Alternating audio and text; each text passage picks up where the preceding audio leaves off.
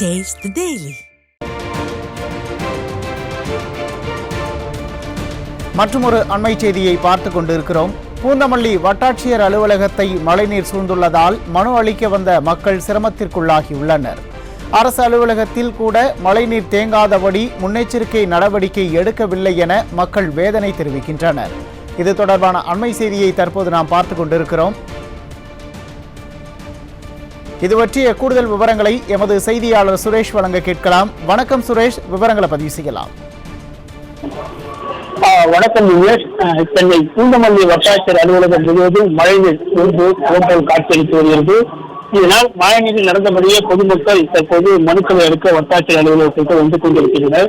பூந்தமல்லி மற்றும் அதை சுற்றியுள்ள பகுதிகளில் காலை முதலே கனமழை நிறுத்தி வாங்கி வந்தது. இந்த நிலையில் பூந்தமல்லி வட்டாட்சியர் அலுவலகம் முழுவதும் மழைநீராக தேங்கியுள்ளது. தற்போது வட்டாட்சியர் அலுவலகம் முழுவதும் குளம் போல் மழைநீர் தேங்கியுள்ளதால் இந்த வட்டாட்சியர் அலுவலகத்துக்கு உள்ளே இருந்து அதிகாரிகள் யாரும் வெளியே வர முடியாமல் அலுவலகத்துக்குள்ளே முடங்கியுள்ளனர். குறிப்பாக இந்த அலுவலகத்திற்கு மனு கொடுக்க வரக்கூடிய பொதுமக்கள் முழங்கால் அலுவலகத்திற்குரிய இந்த மழைநீரில் நடந்தபடியே வந்து மனுக்களை கொடுத்து வருகின்றனர். குறிப்பாக ஜாதி சான்றிதழ், இருப்பிடச் சான்றிதழ், அது நிலம் சம்பந்தமான ஆவணங்கள் பெறுவதற்கு மக்கள் கடும் இன்னல்களுக்கு தள்ளப்பட்டுள்ளனர்.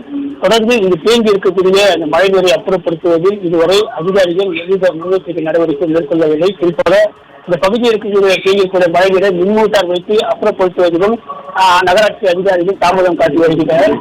ஆகவே உடனடியாக தேங்கி இருக்கக்கூடிய இந்த மழைநீரை உடனடியாக அப்புறப்படுத்த வேண்டும் என பொதுமக்கள் கோரிக்கை விடுத்துள்ளனர்.